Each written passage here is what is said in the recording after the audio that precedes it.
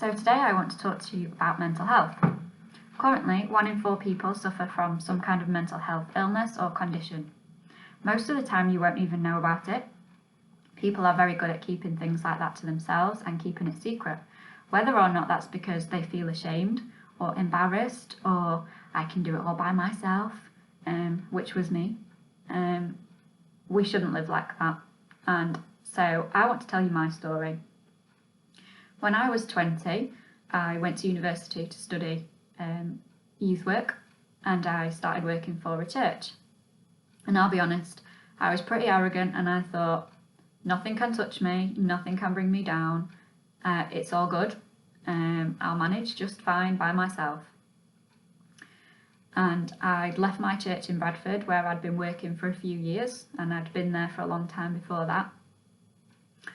So I started uni in September, and October comes round, so I'd only been there a month, and I got a message to say that one of my young people from Bradford had been killed in a car crash. My world literally came crashing down. It's 11 years ago. It still makes me very emotional, as you can tell, but it really changed my life. She was a 16-year-old girl. Well, she was 15 actually, just before her 16th birthday, and she lost her life in an accident. And that was the very first funeral I had ever been to in my life. So I was trying to do uni, and I was trying to deal with the grief. I had no idea how to deal with grief because I'd never been there before. And so I just thought, well, it's just kind of, we'll just muddle through, we'll get on with life, and hopefully one day we'll feel better. And then over Christmas that year, my nan got sick, and in January her husband passed away, and 7 days later she passed away. So by February, my first year of uni, I had been to 3 funerals, all very different, but very, very sad. And deadlines were looming. I had a lot of work to do. I had a lot of youth clubs to run. I had a lot of children's clubs to run. And I just thought, let's just power through. Let's just keep going and we'll deal with that another day. Now, don't get me wrong. I was really sad. I was really upset. I was grieving, but I had no idea how to grieve. I was encouraged to keep working, so I did. I hadn't taken enough time off for myself. I hadn't taken enough time off to process what was going on. And I didn't really have the support that I needed to figure out how I felt about anything.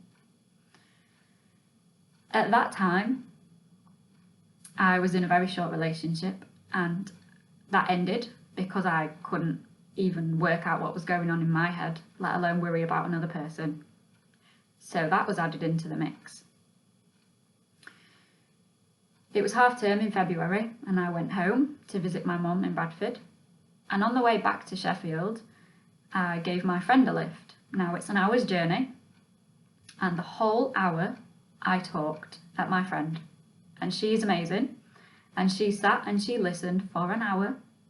She rarely said a word, and when I got to her front door, she said to me, in the nicest possible way, she was very kind and very gentle, "Lou, you're not well.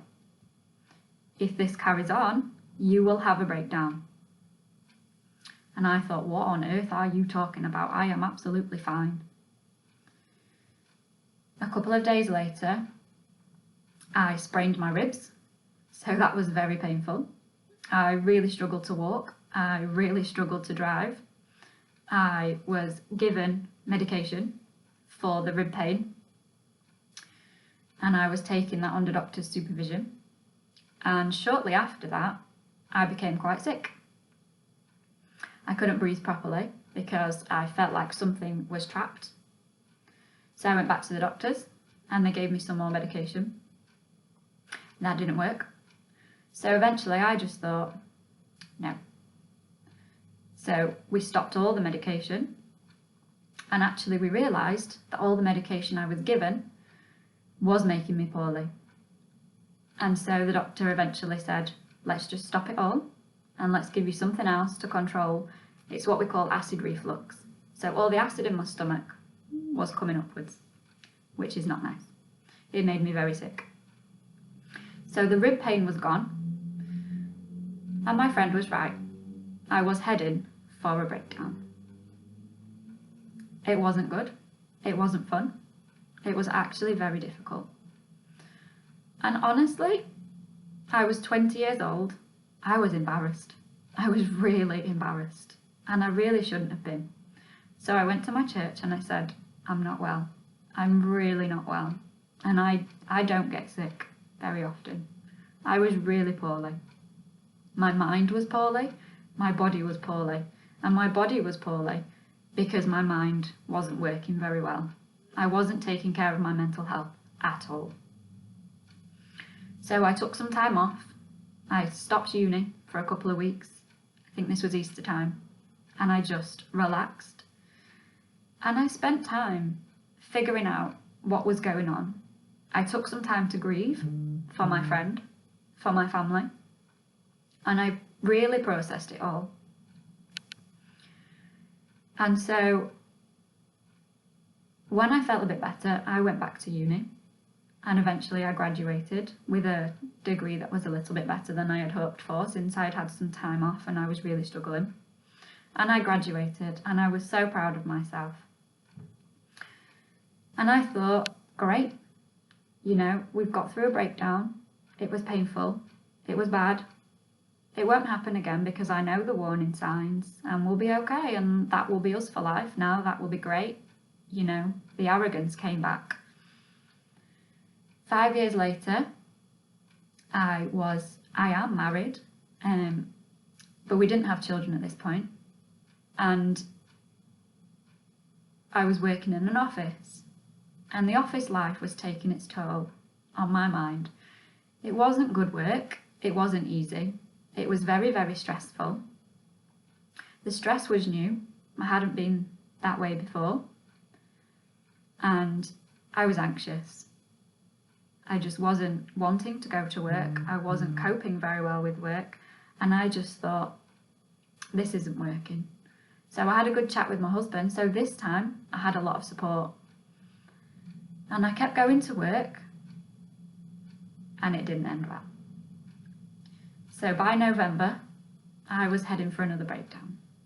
And you're all thinking, but you knew. You knew it could happen again. Yeah, I did. And I didn't listen to myself. I didn't pay any attention to myself. I just kept pushing and pushing and pushing. And eventually it all came to a head and I stopped work. I just stopped.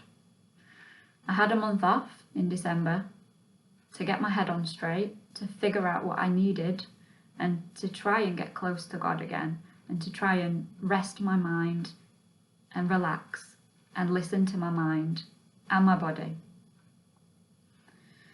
And so I just really want to encourage you that if you've got any kind of anything going on with your mental health, please talk to someone. Last year, or in January this year actually, it feels so long ago because of lockdown, I went on a mental health first aid training course. So I am qualified in mental health first aid. So if you are feeling vulnerable or you're feeling overwhelmed or anxious, and most of us are deep down, even if we don't admit it, there is a lot going on inside everybody. We just need to be honest. We just need to say something before it gets to that point of it's too much, I've had a breakdown, because you don't want to be there. It is not easy to come back from. And so please talk to someone. Even if you don't feel like you can talk to us, ring the Samaritans.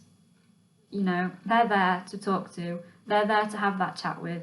Mental health is nothing to be embarrassed about. You wouldn't be embarrassed if you broke your leg or your arm or you got a black eye.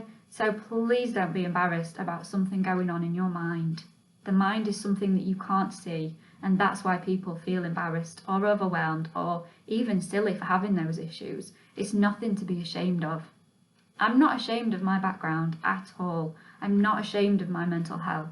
And that's one reason I wanted to make this video to talk to you today, so that you could see that regular people do have mental health issues. You just don't normally know they're there. So if you need to talk, we're all here. Okay.